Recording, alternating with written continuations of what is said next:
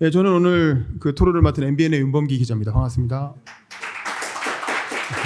저만 건방지게 이렇게 PPT를 준비한 셈이 되는데 저는 글로 쓰는 것보다 이게 더 편해가지고 죄송합니다. 최대한 빨리 끝내겠습니다.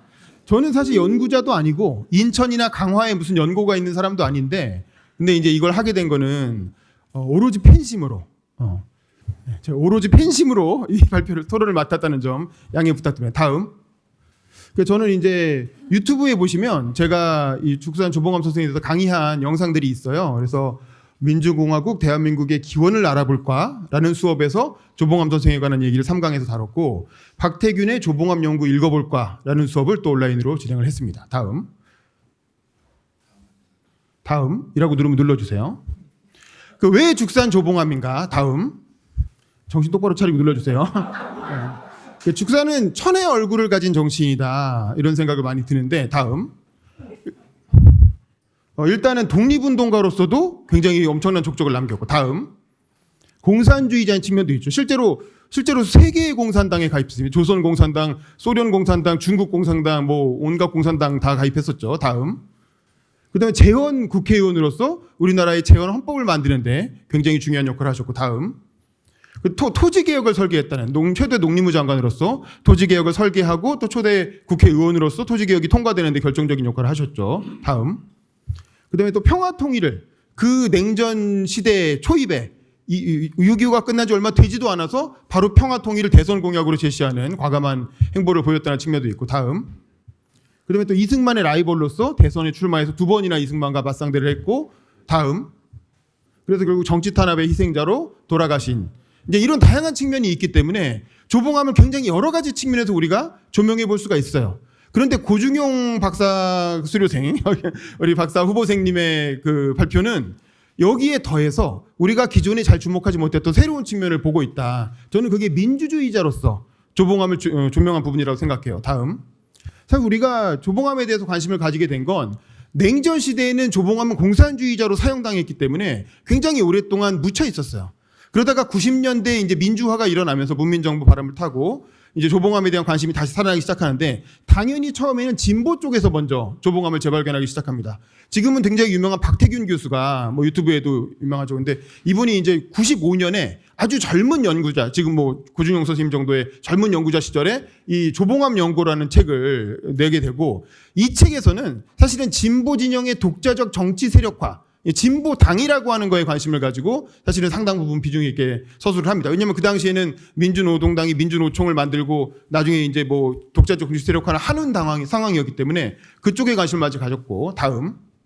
최근에는 보수 쪽에도 조봉암에 대해서 상당히 관심을 가지게 되죠. 사실 이택선 박사님이 쓰신 자유인의 길이라는 책 아마 갖고 계신 분도 뒤에 계시던데 이 책은 이택선 박사님은 원래 우남 이승만 연구를 하신 분이죠. 그래서 이승만 평전을 카리스마의 탄생이라는 제목으로 쓰셨고 또 우리나라의 어떤 그 개국 과정의 개국 과정을 취약국가 대한민국의 탄생이란 박사학위 논문으로 책도 내신 분인데 그러니까 굳이 말하자면 이제 정치적으로 약간 보수에 가까운 분이죠. 근데 이분이 이승만을 연구하다 보니까 조봉암을 만나게 되는 거죠.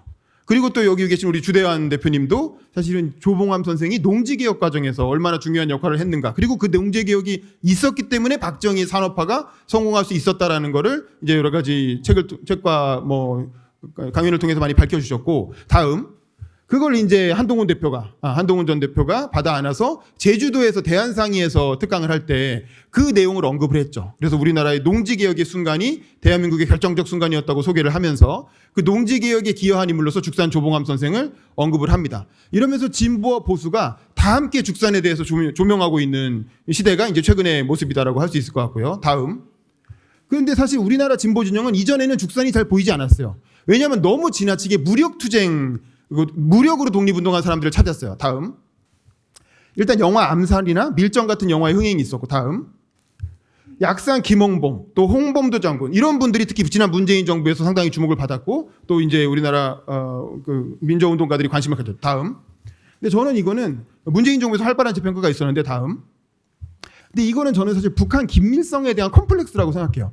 우리나라 진보 진영이 가지고 있는 북한의 긴밀성은 그래도 만주에서 독립운동하고 힘으로 일본과 일제와 싸우고 그래서 북한을 뭐 뭐 북한의 독립운동가들의 국가를 세우는데 우리는 여전히 친일파가 득세하고 친일파가 집권해서 우리나라의 역사는 뭔가 이렇게 부끄러운 북한에 비하면 정통성이 부족한 역사가 아니냐라고 생각하는 경향이 그동안 진보 진영에 있었다는 거죠. 다음.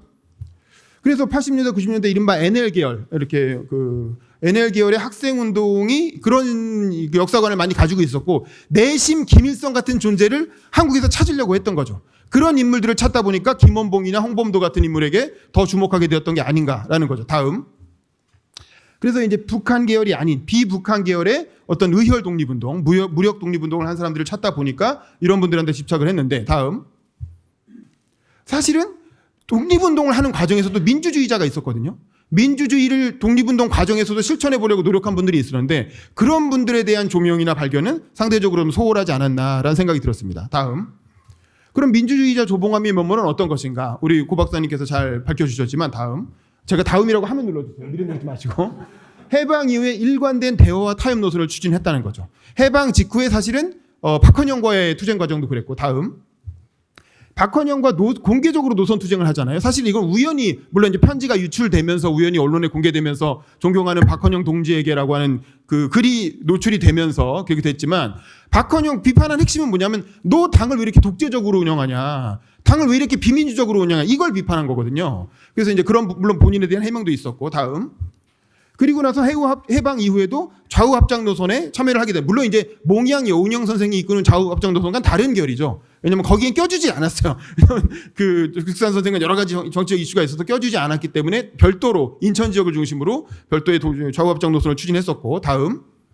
그다음에 재헌의회 선거에 출마한 것도 사실 김구 계열이나 한독당 계열, 뭐 몽양 계열 말할 것도 없이 처음에 다 재헌의회를 보이콧했는데 그럼에도 불구하고 이 정치 공간에 장이 열리는데 이걸 안 하는 거는 문제가 있다라고 해서 재헌의회 선거에 출마를 했고 대한민국 건국에 참여를 하게 된 거죠. 이 자체가 어떤 열린 제도권 공간을 활용하겠다는 민주주의자로서의 면모였다고 생각이 되고 다음. 그다음에 북한의 남침에 반대해서 아까도 발표자들 많이 얘기하셨지만 북한이 남침했을 때 사실 민주주의자가 아니었다면 공산당 경력을 활용해서 북한에 그냥 투항할 수도 있었어요. 그리고 이승만도 북한 갈 줄 알았는데 따라왔네 뭐 이랬다는 거 아닙니까? 근데도 불구하고 책임감을 가지고 국회의 주요 문서를 챙겨서 그 수도로 내려왔고 이승만을 따라와서 대전으로 왔다가 부산까지 따라갔죠. 그리고 부산에서 임시수도에서 또 전시국회를 이끌게 된 것입니다. 다음. 그래서 전시국회에서 국회 부의장으로 활약한 상에 대해서는 오늘 고준영 발표자님께서 잘 설명을 해주셨죠. 다음. 그리고 2대, 3대 대통령 선거에 참여한 거. 이것도 굉장히 중요한 부분인 게 특히 2대 선거 같은 경우에는 이승만 대통령이 압도적인 지지를 얻고 있었기 때문에 아무도 출마 안 하려고 했어요. 그래서 그 당시에 이시영 전 국회 전 부통령마저도 나이도 많기도 하고 출마 안 하려고 하고 있는데 죽산 선생이 그러면 세상에 처음으로 직선제 대통령을 뽑게 되는데 대항마가 없다는 게 말이 되냐. 우리 국민들한테 적어도 선택지는 줘야 되지 않느냐라고 하면서 이승만 대통령과 정적 관계가 될 거라는 걸 감수하면서까지 사실은 2대 대통령 선거에 출마했고 죽산이 출마하니까 이시영 선생도 출마한 겁니다. 이거 죽산한테 다 가면 안 되잖아 해가지고 민국당이 출마를 시킨 거죠. 3대 선거는 사실 목숨을 걸고 출마한 거죠. 사실 그것 때문에 돌아가신 거잖아요. 3대 선거에 또 출마하니까 이승만이 더 이상 살려줘서는 안 되겠다라고 해서 돌아가시게 된 건데 자기 목숨을 걸고라도 국민에게 실질적인 대안, 실질적인 선택지를 제공해야 되겠다고 생각하는 것 자체가 민주주의자로서 굉장히 중요한 역할이었다고 생각합니다. 다음. 그리고 그 이후에 또 진보당에서 평화통일 노선을 이거는 북한과의 대화 통일을 추진한 거니까 이것도 민주주의자로서의 행보라고 할 수 있죠. 다음. 그래서 그리고 1, 2대 국회에서 주된 어떤 사회자로서 기능하죠. 이것도 사실 발제문에 잘 나왔는데 다음. 당시 국회는 아직 정당이나 상임위가 발달하지 않은 본회의 중심제라는 거죠. 이게 영국이 본회의 중심제거든요. 우리나라는 미국은 상임위 중심제라 우리는 상임위에서의 활동을 국회의원의 활동으로 보는데 본회의는 200명, 300명, 그 당시에 200명, 지금은 300명. 그 정도 인원을 놓고 사회를 본다는 게 보통 일이 아니잖아요. 지금도 이 정도 인원이 같이 토론을 한다고 생각해 보세요. 사회자가 이거 제대로 감당할 수 있겠어요? 근데 이제 그걸 해낸 게 죽산이었다. 다음. 그래서 200명의 의원이 함께 토론하는 본회의 중심이었고 다음. 사회자의 합리적 진행이 없으면 순식간에 난장판이 되는 거죠. 본회의라는 건. 근데 그거를 모든 사람들이 어느 정도 납득할 만하게 회의를 진행했다는 거죠. 다음. 부의장으로서 여유와 유머 또 카리스마 이런 걸 통해서 다양한 논의를 합리적으로 이끌었고 다음. 미국의 대통령도 프레지던트라는 게 원뜻은 사회자잖아요. 사회 보는 사람이란 뜻이 프레지던트거든요. 그래서 사실은 다음. 민주주의라는 건 좋은 사회자가 없이는 작동이 안 되는 제도라는 거죠. 다음. 그래서 사실은 민주주의자로서의 면모를 보여주는 게 다른 지도자들과의 관계인데 해공과 죽사는 국회 의장으로서도 활동을 했지만 3대 대선을 치를 때 해공과 죽산이 서로 협상을 주고받는 과정을 보면 아주 민주주의자다운 협상을 합니다. 결국에는 아마 해공이 갑자기 비 내리는 호남선 돌아가시지 않았으면 아마 해공으로 단일화가 되고 죽사는 거기서 정치적인 적절한 어떤 보상을 받는 방식으로 단일화를 성공시켜서 그때 정권 교체를 했을 거예요. 근데 이제 그때 돌아가셨기 때문에 못했고, 다음. 그 다음에 인천도 지금 뭐 친일파로 몰리고 있지만 사실은 굉장히 민주적인 감수성이 강한 분이었고, 다음. 인천이 민주당을 창당한, 지금 더불어민주당의 전신이 민주당이잖아요. 인천 김성수가 만든 거예요. 근데 이때 만들 때 가장 큰 이슈가 됐던 게 죽산을 참여시킬 거냐 말 거냐. 이때 처음으로 개파가 생겨나는 겁니다. 다음. 근데 이 당시에 인천 김성수는 민주대동파의 중심으로서 죽산을 참여시켜야 된다 라고 하는 입장이었죠. 우리가 죽산도 참여 안 시키고 어떻게 이승만을 견제하겠느냐. 다음. 그랬는데 마지막 돌아가시는 거예요. 너무 그 풍을 맞으셔가지고 일찍 돌아가시는 바람에 사실은 55년에 민주당 창당하자마자 돌아가시거든요. 그래서 사실은 인천이 제대로 역할을 못 하신 거죠. 다음.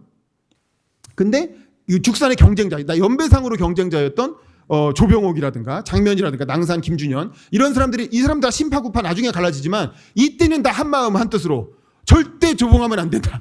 조봉함이 들어오면 해공 다음에 조봉함이 대통령 될 것 같으니까 자기 경쟁자를 막은 거죠. 다음. 그래서 결국 만약에 인천이 더 살아 계셨으면 죽산도 사실은 진보당을 만들고 있다 민주당에 합류해서 민주당 내 진보파로 활동을 하면서 무난하게 대통령까지 가지 않으셨을까라는 생각이 듭니다. 다음. 그리고 청년 김대중하고도 조그만 연관이 있는데 이건 재미로 소개해드리는 건데 다음. 그 당시에 다음. 이게 김대중 그 자서 육성 회고록 최근에 나온 거 보면 이런 얘기 나와요. 그러니까 부산 임시 수도였을 때 죽산하고 창랑 장택상이 같이 한 번은 군함에서 식사를 했는데 메뉴가 비프 스테이크를 먹었다는 거예요. 다음. 그랬는데 이제 종업원이 서빙을 하다가 죽산 선생 손가락이 없잖아요. 그 신의주 형무소에서 그 손가락 동상 때문에 그 손을 보다가 접시를 같이 가져가가지고 고기를 썰어서 손으로 썰기 어려운 거 썰어서 갖다 줬다는 거예요. 그랬더니 다음. 그랬더니 조봉업 선생님이 창랑한테 창랑 시기하지 마. 나는 이런 맛으로 살아. 라고 하면서 자신의 아픔을 여유로 승화시켰다라고 김대중 대통령 회고록에 최근에 이렇게 나왔고 다음. 그 다음에 또 직접 대화를 한 적도 있어요. 청년 김대중 시절에. 다음. 그러니까 부산 피난 시절에 영도 집에서 단체로 한번 만난 적이 있었고 다음. 그 다음에 서울 사직동 도정궁에 그때 계실 때 찾아가서 직접 독대를 했대요. 다음. 그런데 이제 선생님은 공산주의의 문제점을 알릴 적임자 아닙니까? 그냥 공산주의로부터 이탈했으니까. 다음. 그래서 ML단 출신 낭산 김준현도 있지만 이 사람 너무 극우화돼가지고 이 사람이 얘기하는 건 오히려 역효과가 난다. 그러니까 죽산 선생이 공산주의를 좀 비판해달라. 이렇게 얘기했다는 거예요. 다음. 그랬더니 공정하고 차분하게 공산주의의 문제점을 지적해 주십시오라고 이제 김대중이 이제 요청을 한 거죠. 다음.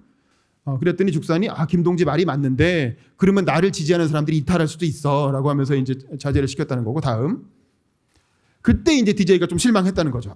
이거 지지를 좀 잃더라도 할 말은 해야 되는 거 아니냐라고 생각을 하셨다는 건데 다음. 그래서 죽산을 어떻게 평가하느냐 다음. 결국 사형 소식을 듣고 매우 안타까웠다라고 하면서 다음. 사형 당시 그때 공산주의적 사상을 갖고 있거나 활동한 건 절대 아니었다. 다음. 그리고 조봉암 선생은 인간적으로도 아주 매력이 있고 좋은 분이었다. 만나보면 안다. 다음. 그래서 공산주의의 좀 단호한 모습을 보여주셨으면 좋았을 텐데 그러지 못한 것이 아쉽습니다라고 회고록에서 최근에도 언급을 하신 바가 있습니다. 다음. 그리고 만화 요즘 재편이 됐더라고요. 이게 허영만 화백의 유명한 오한강이라는 그 90년대에 많이 히트쳤던 만화가 있습니다. 거기에도 죽산 조봉암 선생이 굉장히 중요한 인물로 등장해요. 조연이지만 주인공 이강토에게 굉장히 큰 영향을 미치는 인물인데 이것도 한번 기회 되시면 찾아보시면 좋을 것 같습니다. 다음. 그다음에 최근 대선에서는 또 이재명 대통령이 그 대법원의 파기환송 때 죽산 선생이 언급하면서 이거는 일종의 그 사법 살인이었다라고 하면서 이렇게 사법부가 정치에 개입해서는 안 된다는 걸 죽산 선생을 언급하면서 얘기를 하셨죠. 다음. 그다음에 이제 우리가 윤석열 대통령의 계엄을 보면서 결국 야당과 대화하기 싫어서 계엄했다는 거 아닙니까? 계엄의 공식적인 명분이 야당과 대화가 안 돼. 대화하기 싫어서 그냥 척결하기 위해서 계엄을 했다는 거니까 이게 말은 자유민주주의를 내세웠지만 전혀 자유민주주의적이지 않았던 대통령이 계엄을 했던 거고 이런 걸 보면 북한하고도 대화하려고 했던 죽산의 어떤 가치가 얼마나 소중한가라는 걸 알 수가 있는 거죠. 다음. 마지막입니다. 그래서 우리가 다시 민주주의에 주목해야 되지 않느냐. 다음. 자유민주주의에 대해서 진보가 굉장한 거부감을 갖고 있어요. 자유민주주의란 말에 대해서. 다음. 근데 사실 민주주의라는 건 자유주의가 없으면 설 수가 없는 거예요. 자유주의, 공화주의 이런 가치를 통해서 다수의 행포를 견제할 수 있어야 사실은 민주주의가 다수의 행포로 전락하는 걸 막을 수 있고 토크빌. 다음. 사실 개인의 기본권을 보호하자는 게 자유주의고 대화와 타협, 견제와 균형, 법의 지배 이런 것들로 민주주의를 보완하자는 게 공화주의잖아요. 그래서 이런 가치가 자연스럽게 어우러진 게 바로 자유민주주의라고 할 수 있는데 우리는 너무 그거에 대해서 좀 약간 경원시했던 게 아닌가 싶고 다음. 그래서 과격한 혁명가가 아니라 온건한 민주주의자로서 대화와 타협을 추구한 민주주의자로서의 조봉암의 면모를 적극적으로 발굴해야 되고 오늘 했던 고중영 박사님의 발표는 바로 그런 내용이 아니었나라고 하는 게 제 토론의 요지입니다. 감사합니다.